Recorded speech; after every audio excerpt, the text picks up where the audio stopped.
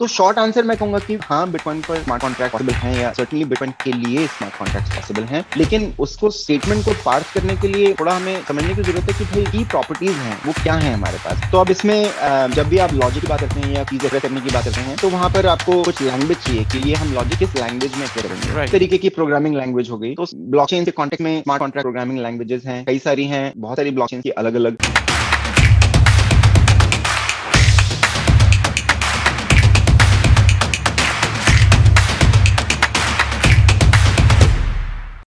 Welcome two bit inning. साथ में मिलकर शुरू करते हैं जिंदगी की दूसरी इनिंग। ऑब्जेक्टिव हमेशा से चैनल का ये रहा है कि जितने भी कॉम्प्लेक्स सब्जेक्ट्स हैं उनको आपको इजियर फॉर्म में बताना।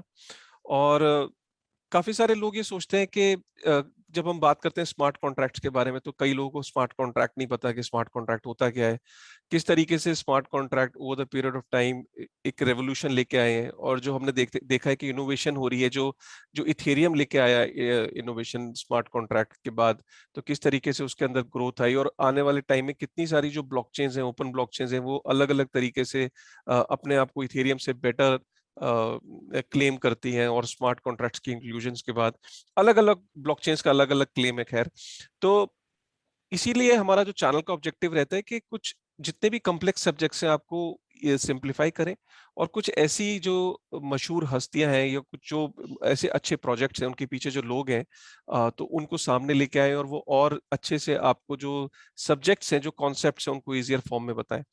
तो ऐसे ही अभी हमने रिसेंटली मैंने एक सर्वे किया। उस सर्वे के अंदर मैंने पूछा कम्युनिटी से कि उनको क्या लगता है कि क्या बिटकॉइन के ऊपर डीफाई पॉसिबल है। तो you will be surprise, in fact it was a surprise for me कि इंडिया में करीब 45% लोग ये कहते हैं, उनका ये मानना है कि या तो बिटकॉइन पे डीफाई पॉसिबल नहीं है, या वो श्योर नहीं है। तो करीब 700-800 लोगों ने उस पोल के अंदर पार्टिसिपेट किया था। तो आज हम बात करेंगे बहुत ही इंपॉर्टेंट सब्जेक्ट पे कि स्मार्ट कॉन्ट्रैक्ट बिटकॉइन पे पॉसिबिलिटी है या नहीं है। पहली बात, या पॉसिबिलिटी है तो क्या ऑलरेडी बिटकॉइन पे स्मार्ट कॉन्ट्रैक्ट आ चुका है, और कैसे आया है, कैसे ये फैसिलिटेट, कौन इसको फैसिलिटेट कर रहा है, कैसे ये पॉसिबल है। इन सारी चीजों को समझने की कोशिश करेंगे। तो मेरे साथ आज I am really thrilled and happy to say कि मेरे साथ आज दिवाकर गुप्ता है। दिवाकर गुप्ता जो है ये वाइस प्रेसिडेंट है हाइरो सिस्टम के। और हाइरो सिस्टम पहले ये ब्लॉक स्टैक के नाम से जानी जाती थी, फिर ये हाइरो सिस्टम में इसका नाम जो है वो चेंज हुआ। इसको मैं इस तरीके से समझाऊंगा, हाइरो सिस्टम जैसे आपने इथेरियम के अंदर इथेरियम फाउंडेशन है, और वो इथेरियम फाउंडेशन जो है वो इथेरियम की जो अंदर जो भी डेवलपमेंट है और जो चेंजेस होते हैं, वो इथेरियम फाउंडेशन उसके लिए रिस्पॉन्सिबल रहती है। जो उसके टूल्स होते हैं वो सारे वो डेवलप करती है। ऐसे ही हाइरो सिस्टम जो है वो एक फाउंडेशन है स्टैक्स के लिए, जो स्टैक्स का जो जो ब्लॉकचेन है, जो स्मार्ट कॉन्ट्रैक्ट जो है बिटकॉइन पे लाने के लिए जो काम कर रहा है। तो इसी चीज को और आगे बढ़ाते हुए मैं दिवाकर को वेलकम करूंगा, and I will ask him about more about Hiro system. And Diwakar Hiro system में क्या देख रहे हैं, और स्टैक्स के बारे में थोड़ा सा मैं जानने की कोशिश करूंगा। So welcome Diwakar, can you tell us more about yourself and Hiro system.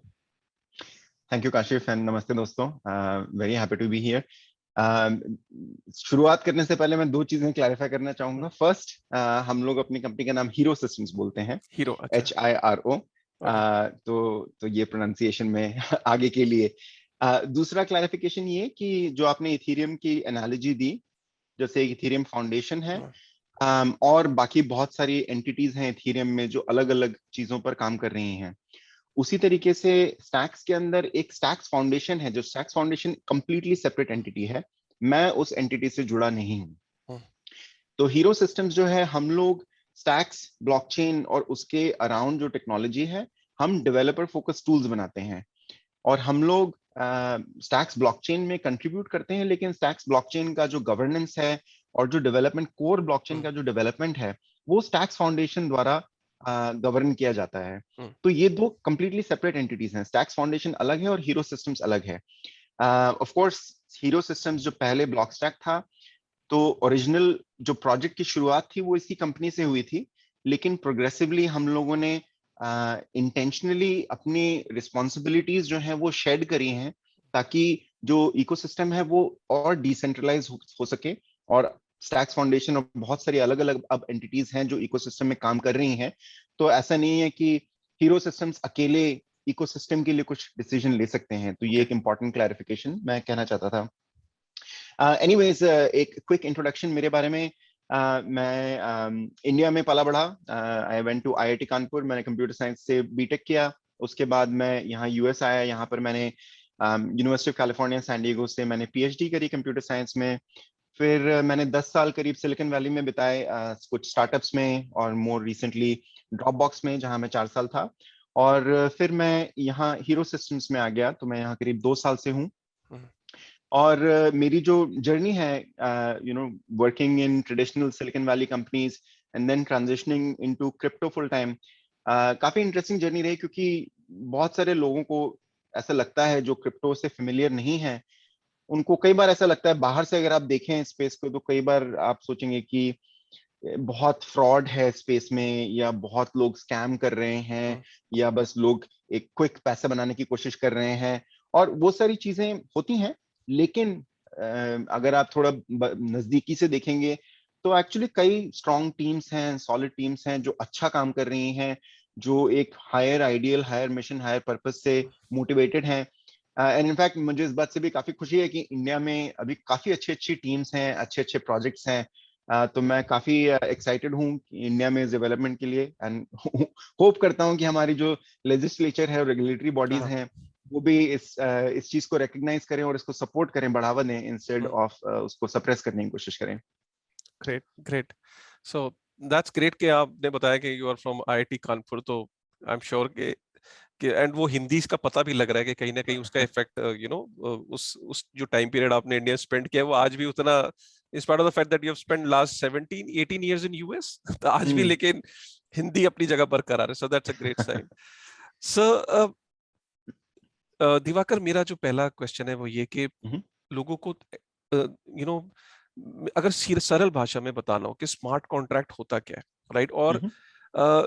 Smart contract की जरूरत क्यों पड़ी ब्लॉकचेन के ऊपर, ठीक है। और जो तीसरा क्वेश्चन मेरा इसी से जुड़ा हुआ है कि लोगों की जो ये परसेप्शन है कि स्मार्ट कॉन्ट्रैक्ट सिर्फ इथेरियम और सोलाना पे पॉसिबल है, हम्म। ये जो एक नरेशन बना हुआ है, इनफैक्ट ये इंडिया में तो है ही स्ट्रांग। वो जो पोल का मैंने अभी रिजल्ट बताया, हम्म। 45% लोगों को ये श्योरिटी नहीं है कि स्मार्ट कॉन्ट्रैक्ट बिटकॉइन पे पॉसिबल है कि नहीं। तो उनके लिए आप क्या कहना चाहोगे? और मैं ये जानना चाहूंगा कि ये जो नरेशन है ये कहाँ किस हद तक सही है, और ये क्या बिटकॉइन पे पॉसिबिलिटी है कि नहीं स्मार्ट कॉन्ट्रैक्ट की? हम्म। तो पहले शुरुआत करते हैं कि स्मार्ट कॉन्ट्रैक्ट होता होता क्या क्या? है और हाँ। इसकी जरूरत क्यों है। हम्म, तो उसके लिए पहले मैं जस्ट एक वेरी क्विकली ब्लॉकचेन के बारे में बात करना चाहूंगा कि ब्लॉकचेन की भी जरूरत क्यों है। हाँ। क्योंकि हमारे पास इतने सारे अलग अलग सिस्टम्स हैं, हम्म, डेटाबेसेस कंप्यूटर्स में, 10 20 30 सालों से लोगों के पास ये टेक्नोलॉजी है। हम्म, तो जो ब्लॉकचेन्स का पूरा उद्देश्य ये है कि हम बिना एक दूसरे पे ट्रस्ट करे, या किसी नोन इंडिविजुअल या ऑर्गेनाइजेशन या एंटिटी पे भरोसा करते हुए हम्म, हम आपस में ट्रांजैक्ट कर सकें। तो उसका एग्जांपल आप ये लीजिए कि अगर आपके पास आपके कॉर्नर पे कोई किराने की दुकान है, आप वहां जाके कुछ खरीदते हैं। कई बार जो लोग आसपास रहते हैं, उनकी जान पहचान हो जाती है दुकानदार से, तो वो बोलेंगे कि भाई मेरे पास अभी पैसे नहीं है, आप मुझे ये सामान दे दो, मैं कल आके पैसे दे जाऊंगा। हम्म, तो ये एक ट्रस्ट बेस्ड रिलेशनशिप है, और वो दुकानदार अपना रिकॉर्ड रख रहा है कि भाई इन्होंने ऐसा बोला था, ये आके दे गए हैं, कि पैसा हम्म, नहीं दे गए हैं, हम्म, नहीं दे गए हैं, तो फिर वो फोन कर सकते हैं। मान हम्म, लो कोई पैसा लेके भाग गया, तो फिर आपके पास पूरी एक मशीनरी है कि आप हम्म, पुलिस के पास जा सकते हैं, आप हम्म, कोर्ट्स में जा सकते हैं। तो ये पूरे इंस्टीट्यूशंस और स्ट्रक्चर्स बने हुए हैं, ये हम्म, सारे ट्रस्ट पे बने हुए हैं कि आपको ट्रस्ट करना पड़ेगा, the police will do it's job, आप ट्रस्ट करेंगे the courts will do their job. तो ये सारी ट्रस्ट बेस्ड मशीनरी, इसके बदौलत हमारा फाइनेंशियल सिस्टम और सोसाइटल इंफ्रास्ट्रक्चर चल रहा है। हम्म, तो अब अगर हमें ये प्रॉब्लम सॉल्व करनी कि भाई हम आपस में कैसे ट्रांजैक्ट कर सकते हैं without having to trust any individual और एंटिटी और ऑर्गेनाइजेशन, तो ये कोर प्रॉब्लम ब्लॉकचेन सॉल्व करती है। तो जो बिटकॉइन का जो मेन इनोवेशन था, वो ये था कि आप अकाउंट्स अगर आपके पास हैं और उसमें आपके पास बिटकॉइन है, तो आप हम्म, ट्रांजैक्शन सिर्फ send and receive, basic functionality थी। हम्म, तो और थोड़ी और उससे एडिशनल चीजें आप कर सकते हैं, बट वेरी बेसिक फंक्शनैलिटी कि आप सेंड एंड रिसीव कर सकते हैं इन अ ट्रस्टलेस मैनर। हम्म, कहने का मतलब ये कि अगर आपने मुझे बिटकॉइन भेजा, तो कोई भी इंडिपेंडेंटली वेरीफाई कर सकता है कि आपने एक्चुअली मुझे बिटकॉइन भेजा है, और मैं आपको मुझे ये जानने की जरूरत नहीं है कि बिटकॉइन कशीफ ने भेजा है, मेरी उनसे जान पहचान है, क्या वो सच बोल रहे हैं, क्या वो अच्छे इंसान हैं, ये सब मुझे जानने की जरूरत नहीं है। मैं सिर्फ बिटकॉइन की ब्लॉकचेन पे जो ट्रांजैक्शंस हैं, जो इंफॉर्मेशन है, उससे मैं इंडिपेंडेंटली वेरीफाई कर सकता हूँ। तो हाँ। इसमें ये दो की चीजें हैं कि एक तो परमिशनलेस एनवायरनमेंट है। कहने का मतलब ये कि कोई भी बिटकॉइन किसी को भी भेज सकता है, उसमें आपको कोई फॉर्म भरने की जरूरत नहीं है, किसी से पूछने की जरूरत नहीं है। अगर आपके पास बिटकॉइन है, आप किसी को भी भेज सकते हैं। तो ये एक परमिशनलेस एनवायरनमेंट हो गया। दूसरी बात ये कि अगेन ये ट्रस्टलेस एनवायरनमेंट है, मीनिंग कि आपको कि ना तो कि मुझे आप पे भरोसा करने की जरूरत है, बट इंडिपेंडेंटली कोई भी वेरीफाई कर सकता है कि आप इस अकाउंट ने इस अकाउंट को एक्चुअली बिटकॉइन भेजा है। तो अब ये एक बेसिक हमारे पास लेगो समझ लीजिए बिल्डिंग ब्लॉक हो गया कि हम ट्रस्टलेस ट्रांजैक्शंस कर सकते हैं।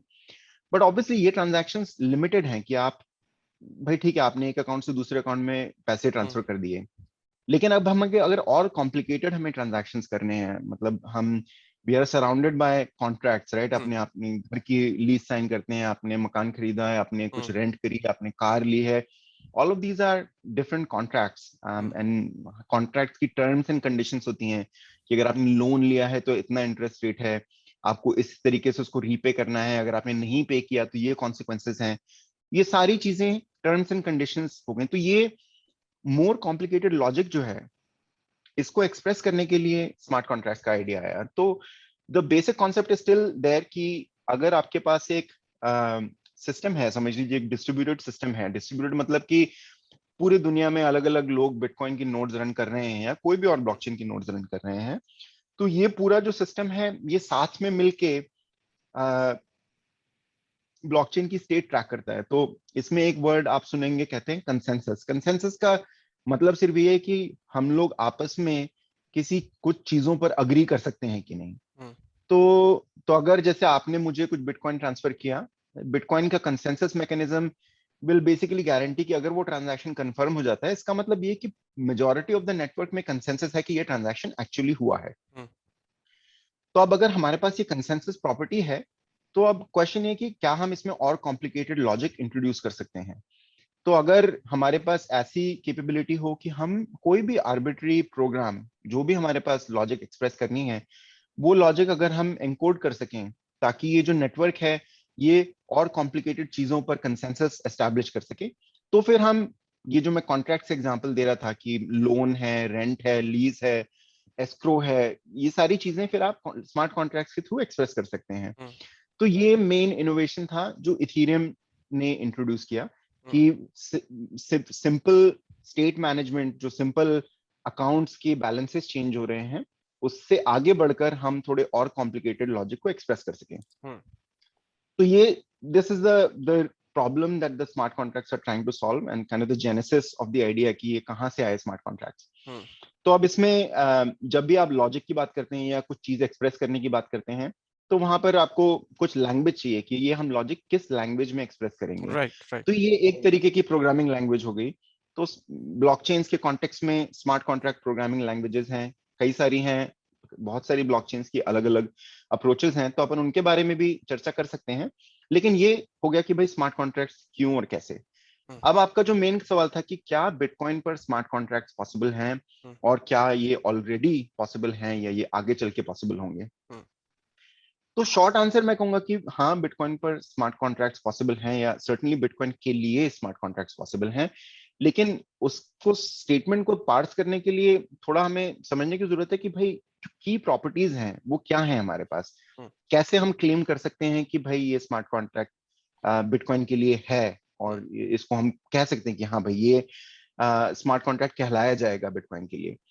तो उसमें अगर आप देखें तो मेन हमारे पास क्या प्रॉपर्टीज हैं। जो पहले जो दो प्रॉपर्टीज मैंने कही थी कि ब्लॉकचेन्स में ट्रस्टलेस एनवायरनमेंट होना चाहिए, परमिशनलेस एनवायरनमेंट होना चाहिए, कि कोई भी स्मार्ट कॉन्ट्रैक्ट लिख सकता है, कोई भी एग्जिस्टिंग स्मार्ट कॉन्ट्रैक्ट्स को कॉल कर सकता है, और कोई भी इंडिपेंडेंटली वेरीफाई कर सकता है कि ये स्मार्ट कॉन्ट्रैक्ट सही बिहेव कर रहे हैं, ये ट्रांजैक्शन एक्चुअली हुआ है। तो ये प्रॉपर्टीज तो होनी चाहिए, बेसिक चीजें हो गई।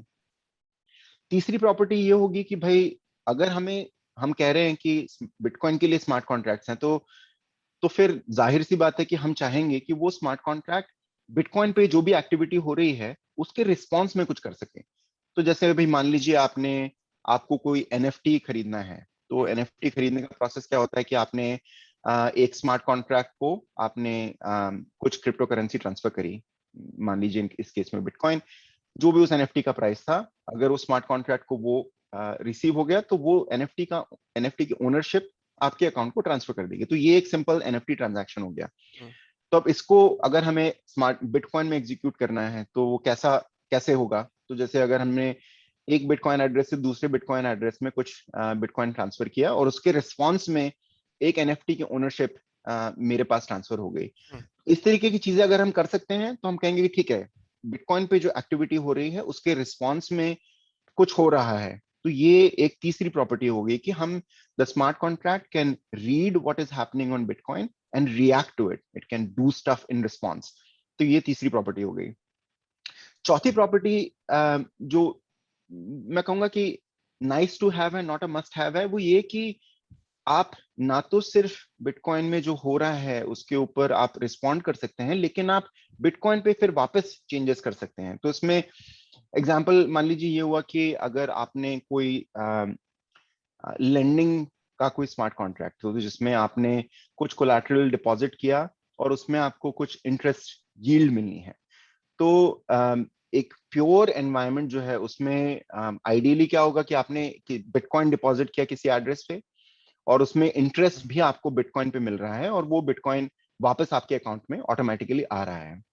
तो ये भी पॉसिबल है कुछ हद तक, लेकिन इसमें कुछ कैवियाट्स हैं। वो कैवियाट्स के लिए थोड़ा सा डिटेल में जाना पड़ेगा, लेकिन अभी के लिए मैं यहीं पे रुकूंगा और कहूंगा कि इन डेफिनेशंस के अंतर्गत अगर हम बोलें कि परमिशनलेस एनवायरनमेंट है, ट्रस्टलेस एनवायरनमेंट है, आप बिटकॉइन में जो हो रहा है उसके बेसिस पे रिएक्ट कर सकते हैं, आप कॉम्प्लेक्स लॉजिक एक्सप्रेस कर सकते हैं।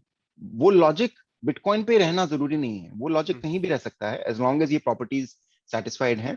एंड देन एडिशनली फाइनली आप बिटकॉइन पे वापस चीजें लिख सकते हैं, बिटकॉइन के ट्रांजैक्शंस कर सकते हैं उस स्मार्ट कॉन्ट्रैक्ट के जरिए।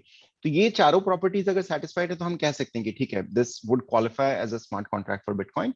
And with that definition I would claim कि बिटकॉइन के लिए स्मार्ट कॉन्ट्रैक्ट्स आज करंटली पॉसिबल हैं। And not to say that there is only one way to do this, बहुत सारे प्रोजेक्ट्स ने अलग अलग अप्रोचेस करी हैं, सबके अपने अपने ट्रेड ऑफ्स हैं, लेकिन पॉसिबल है। और to extend that a bit further, जो डीफाई रेवोल्यूशन हम देख रहे हैं इथेरियम और बाकी सब जगहों पर, वो सारे प्रोडक्ट्स बिटकॉइन पर बनाए जा सकते हैं। कुछ आज बनाए जा सकते हैं, कुछ नियर फ्यूचर में बनाए जा सकते हैं। और एक फाइनल चीज मैं बोलना चाहूंगा इस टॉपिक पे कि इनमें भी हम इसमें डिटेल में बात कर सकते हैं, लेकिन एक एक इंटरेस्टिंग आइडिया ये है कि अगर क्रिप्टो में कोई भी आइडिया सक्सेसफुल है या कोई भी आइडिया वर्थ बिल्डिंग है, तो वो बिटकॉइन पर भी सक्सेसफुल होगा, बिटकॉइन पर भी वर्थ बिल्डिंग होगा। एंड आर्ग्यूबली बिटकॉइन पे भी जो इन आइडियाज का इम्प्लीमेंटेशन है, there is no reason why they can't be as successful if not more successful as other implementations of those ideas, क्योंकि Bitcoin has the largest market cap, Bitcoin has the largest awareness, Bitcoin has the largest user base, Bitcoin has the most institutional investment. तो बहुत सारी चीजें हैं जो Bitcoin के favour में हैं। And in fact, I would say कि security और robustness के मामले में देखिए Bitcoin has survived so much, like no other chain even comes closer. भले ही मतलब चाइना में माइनर्स को बैन कर दिया या दुनिया भर के अटैक्स हुए हैं, जो टेस्ट ऑफ टाइम बिटकॉइन ने स्टैंड किया है, if we can bring more capabilities to Bitcoin and we can activate all of that capital, that's worth pursuing. तो हाँ, hopefully that addresses जो आपके जो 3 क्वेश्चन थे, and we can continue the conversations from there. Amazing. So basically you are saying कि जो bitcoin के जो कोर प्रॉपर्टीज है, जो उसके एडवांटेजेस है, उस अगर जितनी भी चीजें जो और जगह पे हो रही है और वो ब्लॉकचेन्स पे हो रही है, पूरे इकोसिस्टम में हो रही है बिटकॉइन को छोड़ के, वो सारी चीजें बिटकॉइन पे पॉसिबल है। बिल्कुल। और वो उसी से रिलेटेड मेरा सेकंड क्वेश्चन भी है कि बिटकॉइन को क्या एक नरेशन अच्छा खासा बन रहा था कि as a store of value, और आज भी वो कहीं ना कहीं वो जो नरेटिव है स्टोर ऑफ वैल्यू और वो गोल्ड का जो मार्केट कैप है उसको सरपास कर जाएगा, और हम ये देखते हैं कि जो जितनी भी पब्लिक लिमिटेड कंपनीज हैं यूएस में, माइक्रो स्ट्रेटजी ने जब से किया उसके बाद से 40 पब्लिक लिस्टेड कंपनीज ने अपनी ट्रेजरी में बिटकॉइन को इंट्रोड्यूस किया। कल को कंट्रीज भी बिटकॉइन को एज अ ट्रेजरी एसेट जो है वो अपना रिजर्व एसेट की तरह उसको उसको एक्सेप्ट कर लेगी। तो ऑलरेडी जो टोटल एड्रेसेबल मार्केट है बिटकॉइन की वो 350 ट्रिलियन प्लस है। तो तो मैं ये समझना चाह रहा हूँ दिवाकर कि क्या वाकई में स्मार्ट कॉन्ट्रैक्ट का काम इथेरियम, सोलाना, कार्डानो ये सब कर रहे थे, तो ऐसा क्या है कि जो बिटकॉइन के ऊपर स्मार्ट कॉन्ट्रैक्ट आने से क्या वो स्मार्ट कॉन्ट्रैक्ट कुछ डिफरेंट होगा क्या, जो अभी तक कुछ एक्सप्लोर नहीं हो पाया अभी तक? क्या वो डिफरेंट होगा, क्या कुछ वो ऐसा स्मार्ट कॉन्ट्रैक्ट होगा या इन टर्म्स ऑफ सिक्योरिटी ज्यादा सिक्योर होगा, जो अभी तक दूसरी ब्लॉकचेन्स पे जो स्मार्ट कॉन्ट्रैक्ट है जो अभी तक हमने इंडस्ट्री ने भी देख नहीं पाई है, या आने वाले समय में वो पता लगेगा कि बिटकॉइन के ऊपर जो स्मार्ट कॉन्ट्रैक्ट है it is much different from the smart contract which is there on the other open blockchains?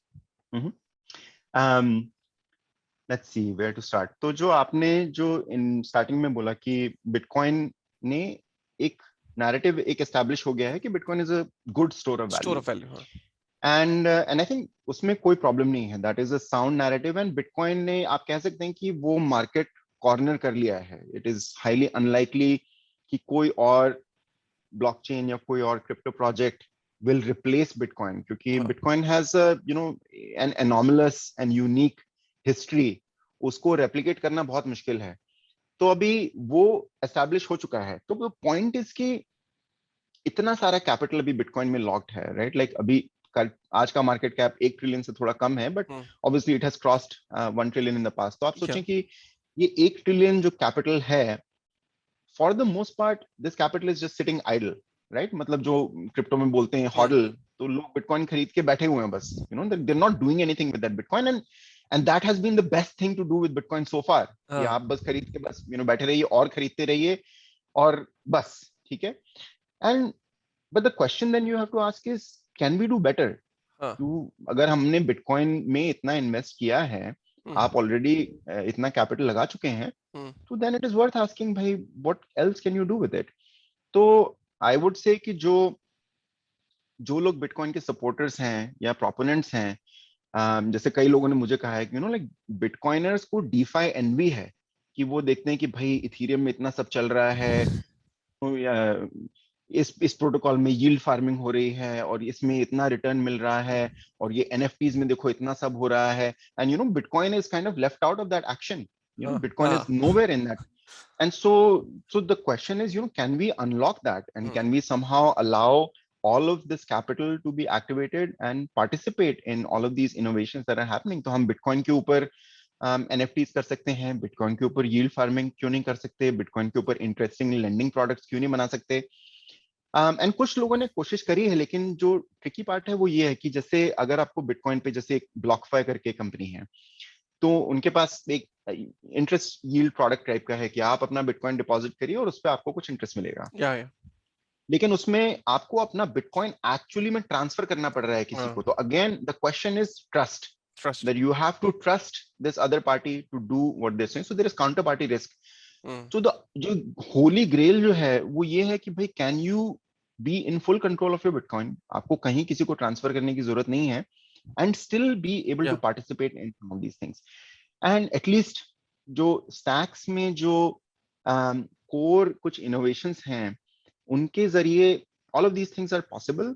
And to answer your other question कि क्या ऐसे smart contracts या चीजें possible हैं जो हमने पहले कभी नहीं देखी हैं, the answer to that is also yes, कि there are things that are uniquely possible with stacks and clarity on bitcoin, जो पहले पॉसिबल नहीं थी। तो मैं आपको एक एग्जांपल देता हूं कि मोस्ट एनएफटीज जो हैं, they effectively act as just static assets, right? कि आपने एनएफटी खरीदा and it's like a trading card, maybe उसकी वैल्यू बढ़ेगी ओवर टाइम, मे बी नहीं बढ़ेगी, but it's effectively the same as it's a non programmable asset. आपने एक बार एनएफटी ले लिया, all you can do with NFT is transfer और सेल, राइट? दैट्स इट, और कुछ नहीं कर सकते आप उसके साथ।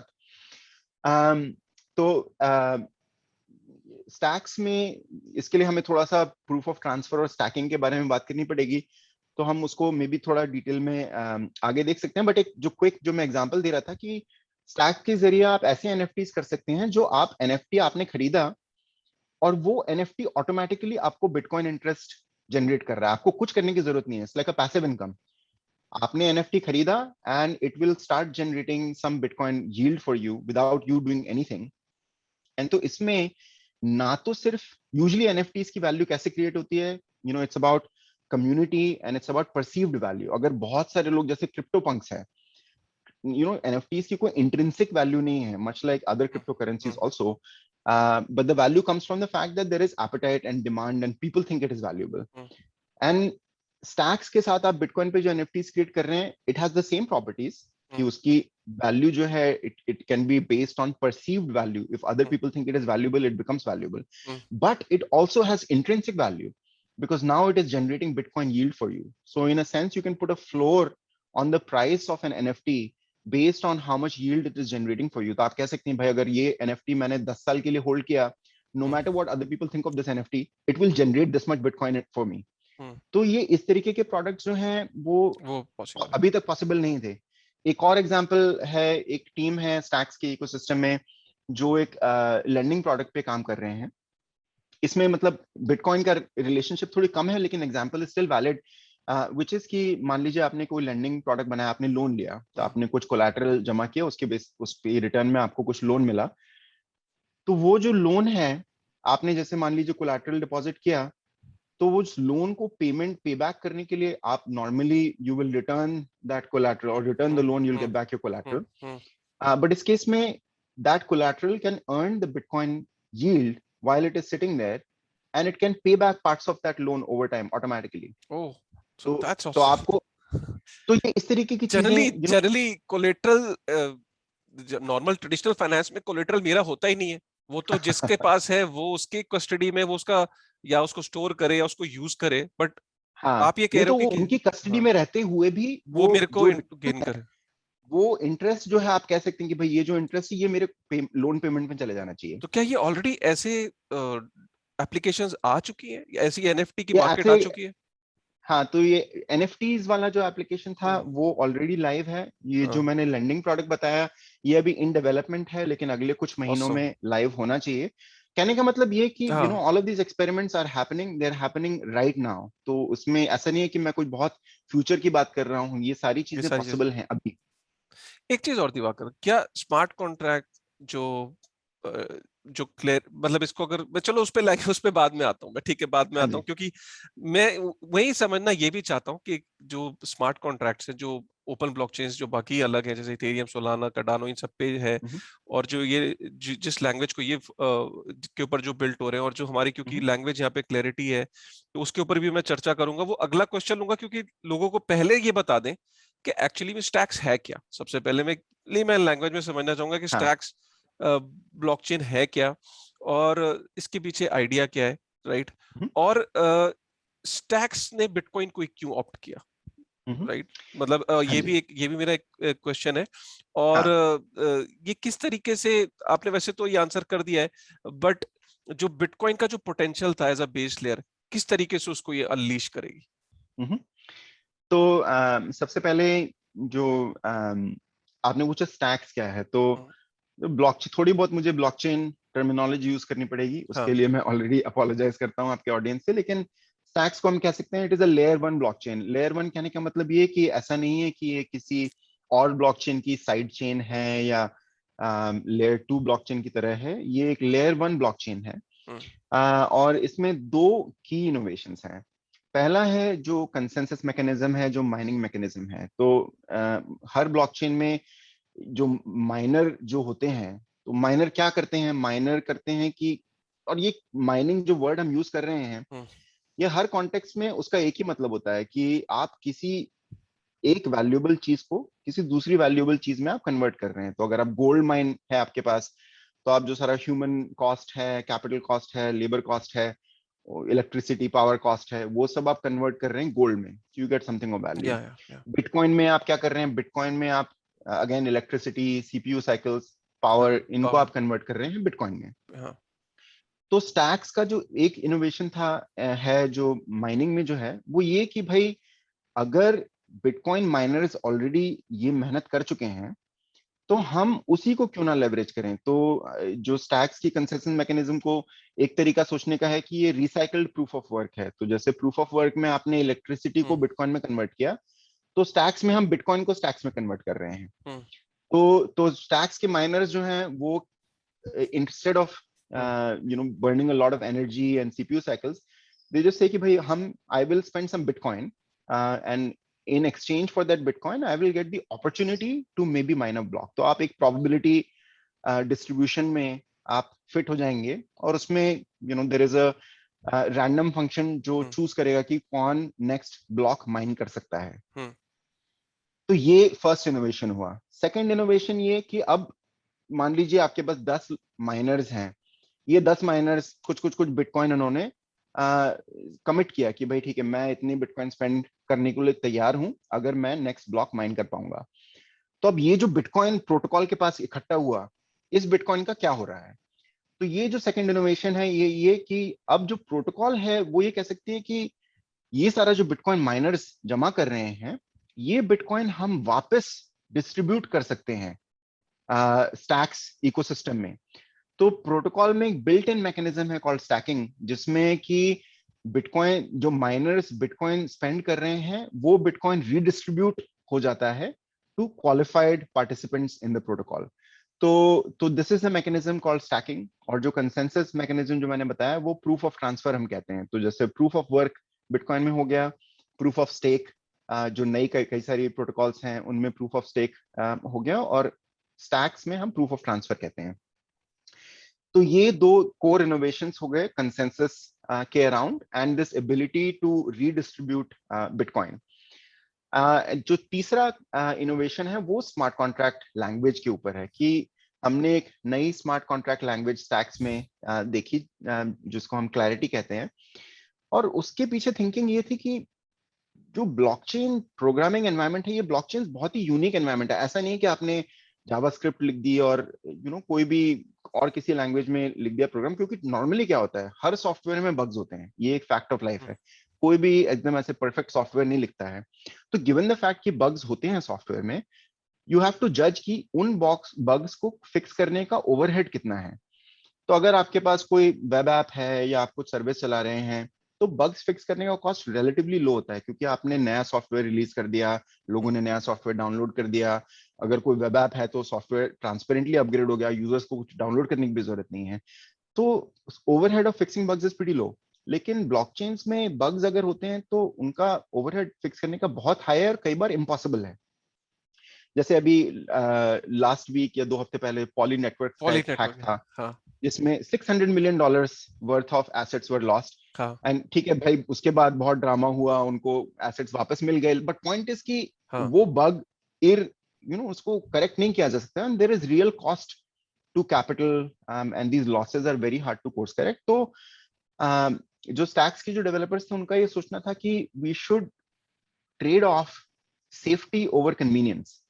तो जैसे कई और जो स्मार्ट कॉन्ट्रैक्ट प्रोग्रामिंग लैंग्वेजेस हैं, उन्होंने क्या ट्रेड ऑफ किया कि भाई ये लैंग्वेज दिखने में जावास्क्रिप्ट जैसी है, तो बहुत सारे जावास्क्रिप्ट डेवलपर्स के लिए एकदम फेमिलियर एनवायरनमेंट है। लेकिन उन्होंने ये नहीं सोचा कि भाई ठीक है फेमिलियर एनवायरनमेंट है, लेकिन जावास्क्रिप्ट में बग्स फिक्स करना इजी है, लेकिन स्मार्ट कॉन्ट्रैक्ट्स में बग्स फिक्स करने का कॉस्ट बहुत हाई है। तो क्या हम ऐसी लैंग्वेज डिजाइन कर सकते हैं जिसमें बग्स बाय डिजाइन कम इंट्रोड्यूस होंगे, या कई classes of mistakes are just impossible to make, and can be design a language जिसमें कि हम बहुत अच्छी टूलिंग उसको अराउंड क्रिएट कर सकते हैं, ताकि जो डेवलपर्स हैं उनको अप फ्रंट फीडबैक मिले, अप फ्रंट डिबगिंग फैसिलिटीज मिले, ताकि वो एट द आउटसेट जो स्मार्ट कॉन्ट्रैक्ट लिखें it is of much higher quality, and can be produce a smart contract language जिसमें जो एवरेज यूजर है। अब आज अगर आप इथेरियम में या किसी भी और ब्लॉकचेन में आप कोई स्मार्ट कॉन्ट्रैक्ट कर रहे हैं, मान लीजिए आपने कंपाउंड, मेकर, डाई, कुछ भी आपने इंटरेक्ट कर रहे हैं आप इन सब प्रोडक्ट से, most people have no idea कि क्या कोड है उसके पीछे। यूर काइंड ऑफ ट्रस्टिंग कि भाई बहुत सारे लोग यूज कर रहे हैं तो ठीक ही होगा। क्योंकि द पॉइंट इज, अगर आप कोई सॉलिडिटी स्मार्ट कॉन्ट्रैक्ट अगर आप देखने की कोशिश करेंगे तो वो it is compiled into EVM byte code. अब वो बाइट कोड हमारे ह्यूमंस के पढ़ने के लिए नहीं बना है ना, वो कंप्यूटर्स के पढ़ने के लिए बना है। तो for average person it's very hard to know कि ये स्मार्ट कॉन्ट्रैक्ट में हो क्या रहा है। You kind of blind faith, trust करके आप भरोसा करिए। तो हम क्लैरिटी में एक और प्रिंसिपल ये था कि let us make it easy for both humans and machines to understand. तो जैसे क्लैरिटी में the full contract code lives on the blockchain, कोई उसमें इंटरमीडिएट स्टेज नहीं है, कोई कंपाइल्ड बाइट कोड नहीं है। जो प्रोग्रामर ने लिखा है वही आप ब्लॉकचेन पे डायरेक्टली पढ़ सकते हैं। And on top of that बहुत जो लैंग्वेज के जो कंस्ट्रक्शन है वो इस तरीके से बनाएगी कि आप उस पर बहुत स्टैटिक एनालिसिस टूल्स क्रिएट कर सकते हैं, आप कॉस्ट एस्टिमेशन टूल्स क्रिएट कर सकते हैं। आप जैसे अगर आपको माइनर है तो आप कोई भी कॉन्ट्रैक्ट एग्जीक्यूट करने से पहले आप क्लियरली देख सकते हैं कि ये कॉन्ट्रैक्ट का कॉस्ट कितना होगा, तो आपको गैस वर्क की जरूरत नहीं है कि भाई गैस फीस कितनी डालनी पड़ेगी। सिमिलरली यूजर के पॉइंट ऑफ व्यू से अगर आप देखें तो मान लीजिए मुझे स्मार्ट कॉन्ट्रैक्ट नहीं पढ़ना है या मुझे समझ नहीं आ रहा है क्या हो रहा है, क्लैरिटी में एक फीचर है पोस्ट कंडीशंस कहते हैं हम लोग। तो उसमें आप कह सकते हैं भाई ये स्मार्ट कॉन्ट्रैक्ट जो भी कर रहा है मुझे पता नहीं, लेकिन मैं कुछ कंडीशंस इंपोज करूंगा कि no matter what this smart contract does. For example आप कह सकते हैं भाई ये स्मार्ट कॉन्ट्रैक्ट जो भी करे ये मेरे अकाउंट से 10 टैक्स से ज्यादा मूव नहीं कर सकता। तो आप लिमिट कर सकते हैं कि वो स्मार्ट कॉन्ट्रैक्ट कितना डैमेज, एक्सीडेंटल डैमेज क्रिएट कर सकता है। तो you we give more control to the end user कि भले ही आपको पता नहीं है स्मार्ट कॉन्ट्रैक्ट किसने लिखा है क्या हो रहा है, you can still control what it can do to your account. तो आप कह सकते हैं भाई इससे ज्यादा बैलेंस डिस्टर्ब नहीं होना चाहिए, या एक ही एसेट ट्रांसफर होना चाहिए, एग्जैक्टली इतने ही स्टैक्स ट्रांसफर होने चाहिए। तो ये सारी इनोवेशंस क्लैरिटी में थी। And the thinking there was कि this is a high stakes environment. ऐसा नहीं है कि हल्का फुल्का सा है, आपको सीरियसली इसको इसके लिए सोचना है। And it deserves a programming language that was purpose built for this environment. ऐसा नहीं है कि हमने किसी और प्रोग्रामिंग लैंग्वेज को रिपर्पस कर लिया, लेकिन फिर एक ग्राउंड अप डिजाइन, एक सोचा कि भाई क्या चीजें हैं जो हम कर सकते हैं to make this language work for this specific environment. तो ये कुछ इनोवेशंस हैं क्लैरिटी के पीछे, जो कंबाइंड विथ जो स्टैक्स की जो कंसेंसस मैकेनिज्म है, वी थिंक कि ये काफी इंटरेस्टिंग प्रॉपर्टीज हैं, जो हमें लगता है कि बाकी ब्लॉकचेन से थोड़े हटकर हैं, और कई बेनिफिट्स और at least different set of trade offs हैं प्रोग्रामर्स के लिए। तो वो आप चूज कर सकते हैं कि भाई ये आपके एप्लीकेशन के लिए आपको ठीक लग रहा है कि नहीं।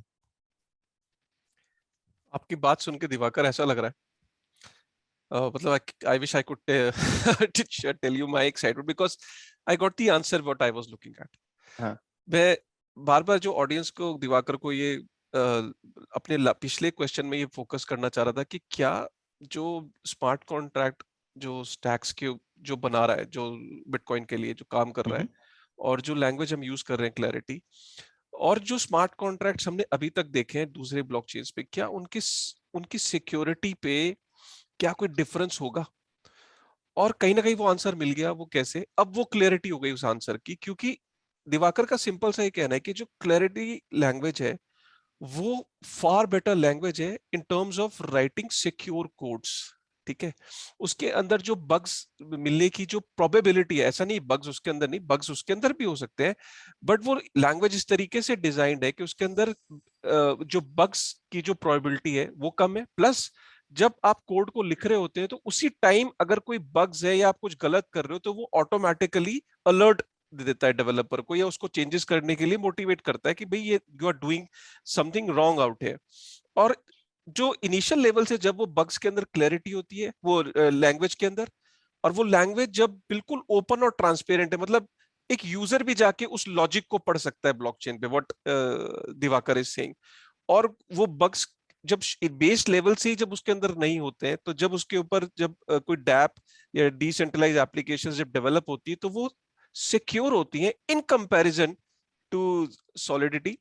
और जो सॉलिडिटी के अंदर बताया कि जो बग्स हैं उनको वहां पे उसकी जो चांसेस है वो ज्यादा है। और मैं इस बात से प्रूव कर देता हूं कि आपने डीफाई के अंदर जितने एक्सप्लॉइट होते देखे हैं कॉन्ट्रैक्ट्स, जब से डीफाई ग्रो किया है, आई एम श्योर कि जिस जैसे जैसे ग्रो कर रहा है उसके अंदर हैक्स भी बढ़ रहे हैं। और पॉली नेटवर्क क्लासिक एग्जांपल था कि किस तरीके से उसके अंदर बग्स एक्सप्लॉइट हुए। अब होता क्या है, मैं इसको नटशेल में बताना चाहूंगा। अब ये बाहर से JP Morgan, Goldman Sachs, US का फेडरल रिजर्व ये बाहर से देख रहा है इस इंडस्ट्री को, और वो कह रहा है कि ये लोग क्लेम कर रहे हैं कि डीफाई जो है वो पूरी बैंकिंग सेक्टर को शिफ्ट कर ले जाएगा। लेकिन वो कह रहे हैं कि ये कैसे होगा, कि दिन आए दिन कोई ना कोई स्मार्ट कॉन्ट्रैक्ट अगर इस तरीके से, जैसे जैसे स्टेक्स बढ़ रहे हैं अटैक्स बढ़ रहे हैं, तो जो जेपी मॉर्गन है या स्टैब्लिश फाइनेंशियल इंस्टीट्यूशंस है वो किधर जाएंगे? वो ऑब्वियस है, वो उस जगह जाना पसंद करेंगे जहां पे जो एक्सप्लॉइट की जो रेट है, या जहां पे जो सिक्योर कोड है जिसकी हिस्ट्री स्टेबल होगी, सिक्योर होगी। और कहीं ना कहीं वही तो बिटकॉइन है। आज अगर जो कंपनीज है 40 से ऊपर कंपनीज उसको ट्रेजरी रिजर्व में अपने एसेट्स को इंक्लूड कर रही है बैलेंस शीट में, और अपना रिजर्व एल सेल्वाडोर कह रहा है कि bitcoin as a legal tender, right? उसने डैश को तो लीगल टेंडर नहीं बोला ना, उसने डिजीबाइट को तो लीगल टेंडर, उसने डोज को लीगल टेंडर नहीं बोला, उसने बिटकॉइन को लीगल टेंडर रखा, किसको सोच के, उसकी उसके ट्रैक रिकॉर्ड, उसका नेटवर्क इफेक्ट देख के। तो यही क्लैरिटी स्मार्ट कॉन्ट्रैक्ट के अंदर बिटकॉइन के ईथोस को लाना चाह रही है। जो बिटकॉइन की जो जो सॉलिड फाउंडेशन है वो क्लैरिटी के अंदर, इसीलिए क्लैरिटी को ऑप्ट किया गया है। I hope I was able to connect with you Diwakar, and I hope I am right in that. हाँ हाँ, डेफिनेटली आपने अच्छा एक्सप्लेनेशन दिया।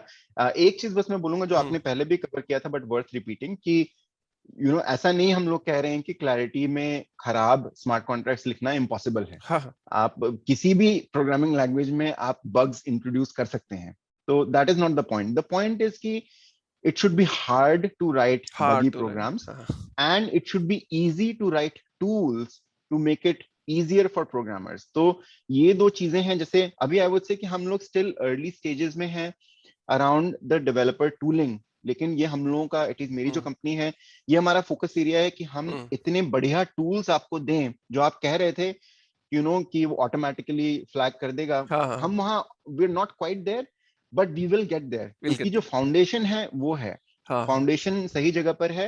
और again going back to this idea कि जो प्रोग्रामिंग लैंग्वेज इस तरीके से डिजाइंड है कि आप इस तरीके के टूल्स इजीली कंस्ट्रक्ट कर सकते हैं।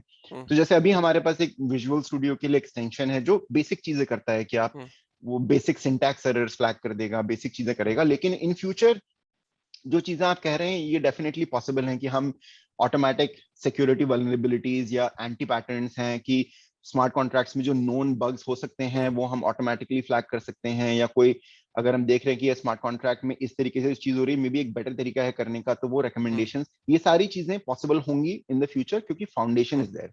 Right, got your point. Diwakar, मैं क्विक चाहूंगा कि आप अपने हमारी ऑडियंस को ये भी बताओ कि वाकई में क्या डीफाई आ चुका है, और ये जो जितना भी जो एप्लीकेशंस हैं, डैप्स हैं, ये ऑलरेडी क्या स्टैक्स के ऊपर आ चुकी हैं? और अगर आ चुकी है तो if you can give us through us a number के कुछ कितनी एप्लीकेशन इस टाइम आ चुकी है, या टोटल वैल्यू लॉक अगर जो डिफाई स्पेस में जो बिटकॉइन पे अगर वो कितना आ चुका है, if you can just give us a little bit of an idea. और if you can also tell us, जैसे हम लोग यूनिस्वाप को देखते हैं, 1 इंच देखते हैं यहाँ पे, डिसेंट्रलाइज एक्सचेंजेस कितनी तेजी से ग्रो कर रही हैं, तो क्या ऑटोमेटेड मार्केट मेकर्स इस पे भी आएंगे, स्टैक्स पे भी आएंगे, या पॉसिबिलिटी है? हाँ, तो टू आंसर, लेट्स सी, आपका जो क्वेश्चन था कि क्या ये एप्स ऑलरेडी आ चुकी हैं, लाइव हैं, तो आई वुड से कि काफी सारी एप्स इन डेवलपमेंट हैं, बहुत सारी टीम्स अभी, मतलब maybe just to set context here, Stacks का मेननेट लॉन्च था जनवरी में इस साल। तो अभी हमें लगभग 7 महीने हुए हैं जब से ये ब्लॉकचेन लाइव है। इन 7 महीनों में बहुत सारे टीम्स और बहुत सारे एप्लीकेशंस ऑलरेडी लॉन्च हो चुके हैं, लेकिन कई सारे इन प्रोग्रेस हैं। तो हमारे इकोसिस्टम में मे बी आपने, आपके ऑडियंस ने देखा होगा, एक स्टैक्स एक्सेलरेटर करके कुछ लोगों ने चालू किया था, which is kind of like applying the YC model to startups in Stacks. तो अभी उनका फर्स्ट बैच जो है वो अगले महीने डेमो डे होने वाला है उनका। तो इस पहले बैच में आप देखेंगे बहुत सारे डिफाई प्रोडक्ट्स जो हैं, बहुत सारे डिफाई एप्लीकेशंस लॉन्च होने वाले हैं। आपने ऑटोमेटेड मार्केट मेकर और डिसेंट्रलाइज एक्सचेंजेस की बात करी, तो उसमें भी एटलीस्ट मेरी जानकारी में कम से कम 4-5 टीम्स हैं जो इन प्रोजेक्ट्स पे काम कर रही हैं, जो आने वाले कुछ महीनों में लॉन्च होंगी। तो स्टिल वेरी अर्ली डेज, लेकिन ये सारी चीजें इन प्रोग्रेस हैं, इन डेवलपमेंट हैं। सेकंड, आपने पूछा था कि सम सेंस ऑफ कि कितना टोटल वैल्यू लॉक्ड कितना है अभी। तो आई वुड से जो हमारा एक बिल्ट इन मतलब प्रोटोकॉल स्टैक्स के अंदर एक बिल्ट इन डीफाई प्रोडक्ट है, जो जिसको हम स्टैकिंग कहते हैं। तो स्टैकिंग में द आइडिया इज कि आप अपने STX आप लॉक कर सकते हैं, तो आपको कहीं ट्रांसफर करने की जरूरत नहीं है। They never leave your wallet, they never leave your custody, लेकिन आप उनको लॉक कर सकते हैं। And that locking has some benefits to the network, it encourages honest miner behaviour, और भी कुछ कुछ प्रोटोकॉल डिटेल्स हैं। तो लेकिन आपको ये लॉक करना है, और आप पीरियड दे सकते हैं कि भाई मैं इसको 3 महीने के लिए लॉक करना चाहता हूँ, मैं 5 महीने के लिए लॉक करना चाहता हूँ, और उसके रिटर्न में आपको बिटकॉइन यील्ड मिलेगी। तो that is a built in DeFi product, that is part of the protocol. तो ये स्टैकिंग में जैसे 2 हफ्ते की साइकिल्स होती हैं, और हर साइकिल में हम लोग, आप देख सकते प्रोटोकॉल में आप ट्रैक कर सकते हैं कि भाई कितना अमाउंट लॉक्ड है। तो जैसे अभी जो करंट साइकिल चल रही है उसमें लगभग $500 मिलियन लॉक्ड है That's amazing. already, and ये number has even gone higher in the past, and of course it's a function of कि stacks की price कितनी है, but point is कि बहुत significant already। अगर आप DeFi Llama पे अगर आप compare करें and आप सिर्फ dollar value अगर lock देख रहे हैं, तो just by looking at that it's probably in the top 10। मैंने अभी check नहीं किया है तो मुझे exact number पता नहीं है। तो that gives you a sense कि क्या demand है और क्या appetite है, and once more of these DeFi products go live and become available, then हमें तो उम्मीद ही है कि और लोग भी स्टैक्स का पोटेंशियल उस तरीके से देखेंगे और समझेंगे जैसा कि हम लोग देखते हैं और समझते हैं, and then that we will see a similar demand translate to some of those other applications as they go live. तो अगर मैं इसको ऐसे बोलूं, स्टैक्स का जो टोकन का अगर use case if you can tell us, क्या वो जैसे Ethereum as a gas use होता है इथेरियम ब्लॉकचेन पे, हाँ तो क्या स्टैक्स का हाँ कुछ यूज केस बता सकते हैं? स्टैक्स टोकन का क्या यूज है?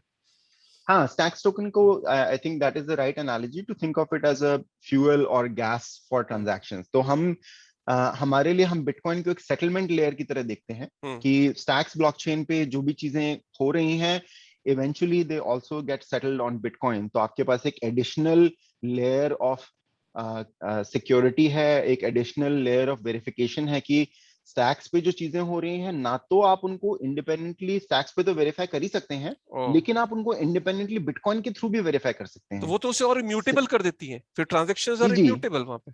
हाँ हाँ, और इनफैक्ट हमारे स्टैक्स में इस तरीके की भी फंक्शनैलिटी है कि अगर आपको एक स्टैक्स ट्रांसफर करना है, आप वो ट्रांसफर एक प्योर बिटकॉइन ट्रांजैक्शन के थ्रू कर सकते हैं। आपको स्टैक्स पे ट्रांसफर करने की जरूरत ही नहीं है, एक बिटकॉइन ट्रांजैक्शन के थ्रू स्टैक्स पर भी एक्टिविटी हो सकती है। तो आपका जो ओरिजिनल जो सवाल था कि सॉरी मैं अपनी चेन ऑफ थॉट भूल गया हूँ। नहीं, के टोकन्स का यूज केस क्या मतलब? हाँ हाँ हाँ, जो आप यूज केस जो पूछ रहे थे, तो एग्जैक्टली जैसे आपने पहले बोला था, बिटकॉइन को लोग स्टोर ऑफ वैल्यू की तरह समझते हैं, हम बिटकॉइन को एक सेटलमेंट लेयर की तरह देखते हैं, और स्टैक्स को हम एग्जैक्टली एक फ्यूल की तरह देखते हैं जो इन ट्रांजैक्शन के लिए, फीस के लिए मेनली यूज हो रहा है। और उसमें ऑलरेडी अभी आप देख रहे हैं कि लोग और नए नए एसेट्स स्टैक्स पर बिल्ड कर रहे हैं। जैसे आई डोंट नो आपने फॉलो किया है कि नहीं, बट एक सिटी कॉइन्स करके एक प्रोजेक्ट है, उन्होंने मायामी अभी कॉइन। मायामी कॉइन अभी उन्होंने 2-3 महीने पहले ही वो लॉन्च किया था। अभी मायामी कॉइन ऑलरेडी यूएस में एक एक्सचेंज पे लिस्ट हो चुका है।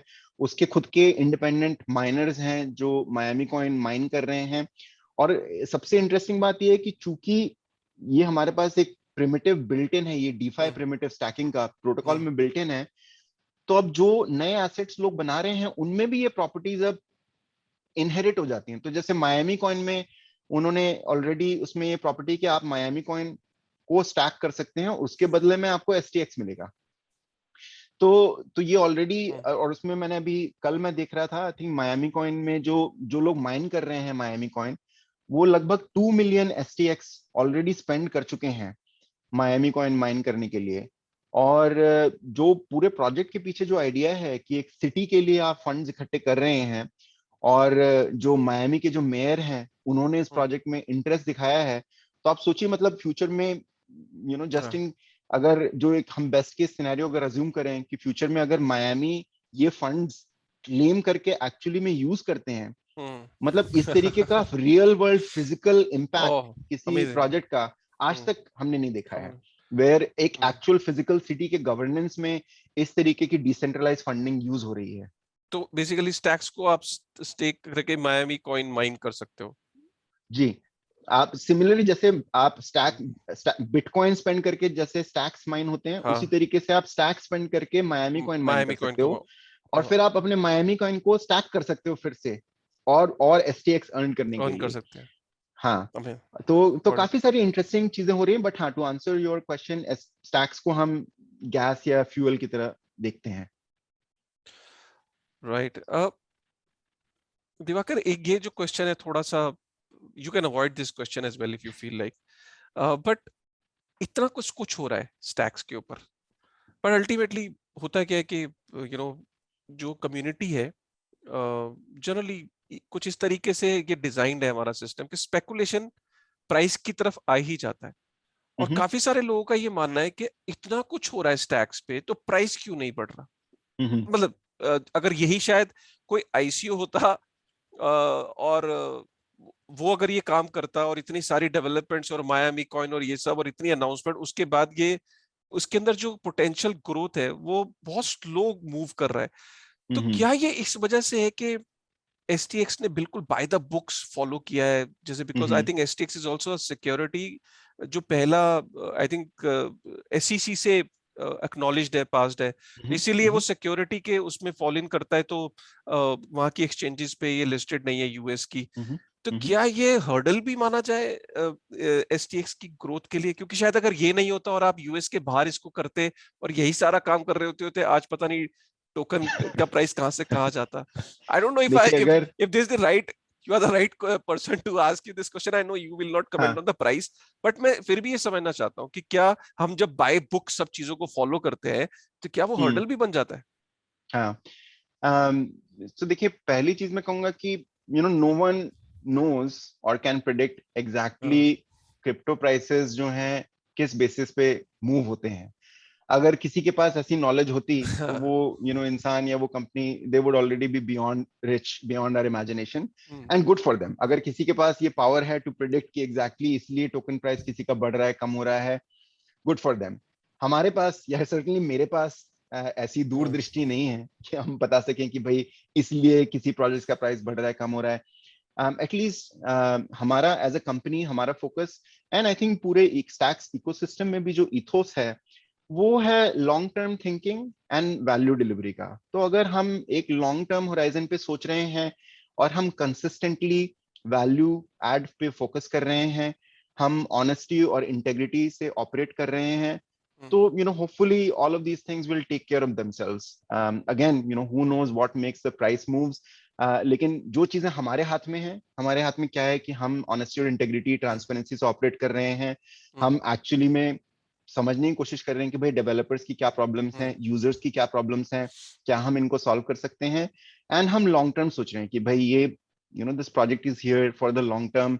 हम 10 ईयर 20 ईयर होराइजन पे सोच रहे हैं, and hopefully if we do a good job, then people will recognize that कि इस प्रोजेक्ट में कुछ वैल्यू है, and that is what we are focused on.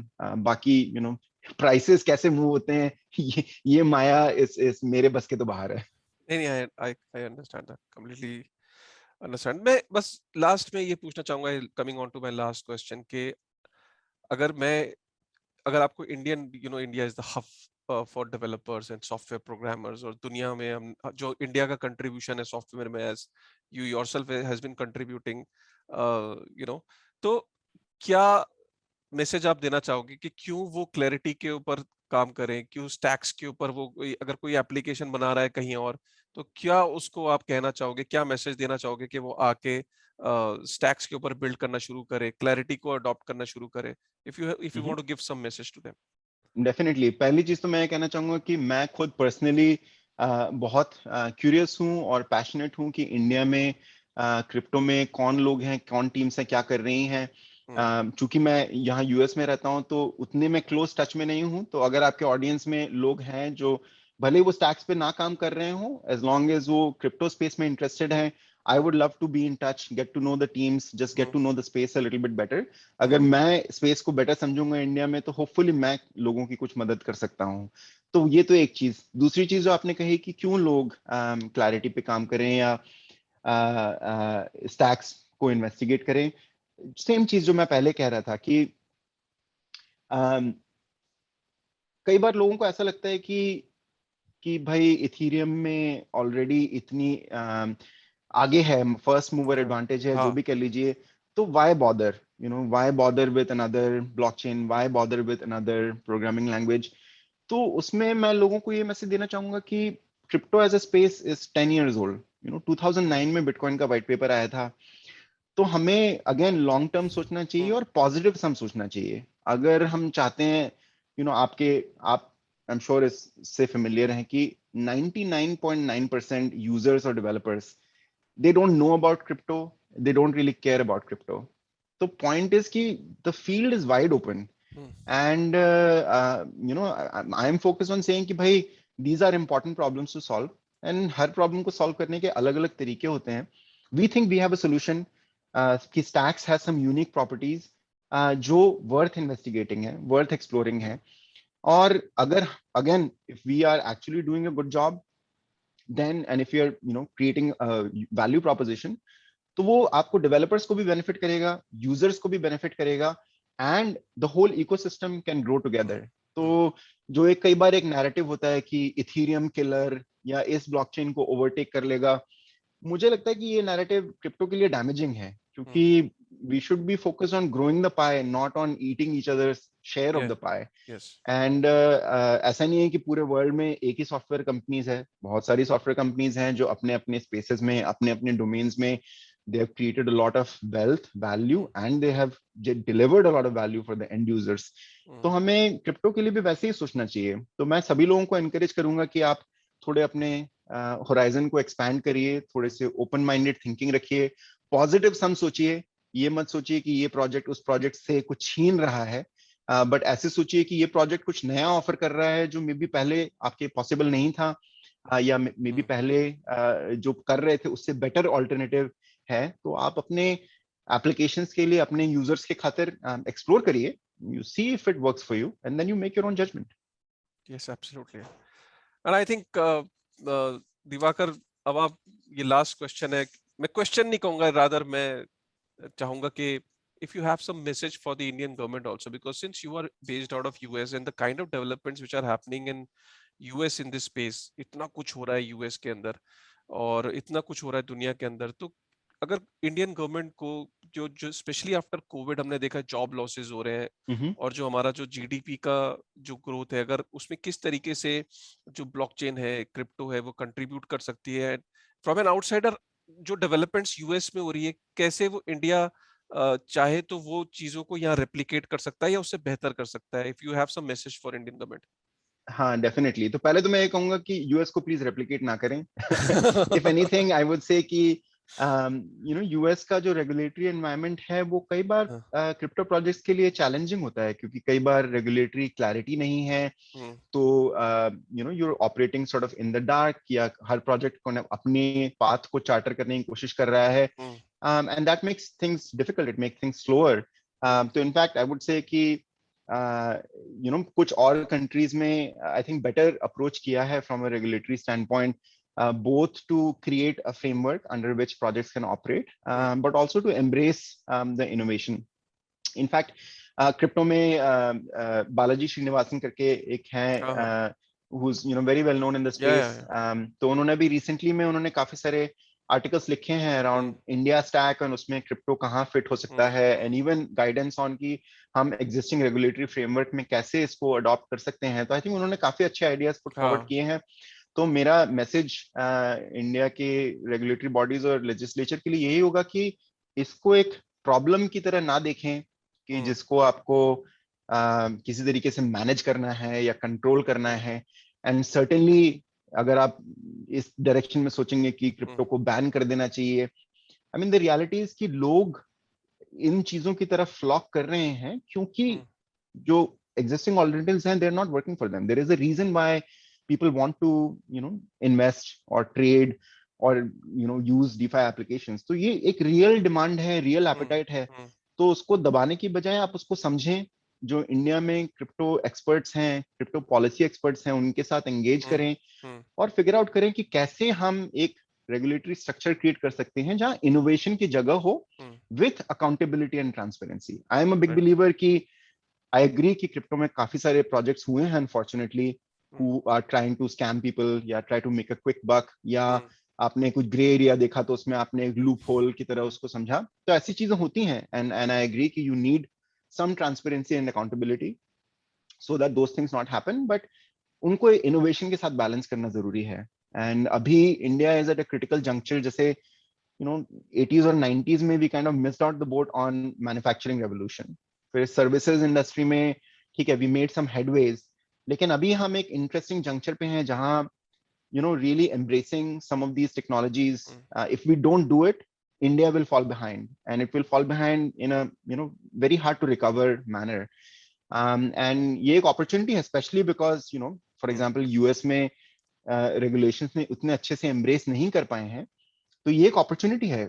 India can turn this into a competitive advantage for the country by creating space to bring more innovation, to attract investors into the space rather than scare people away. Right.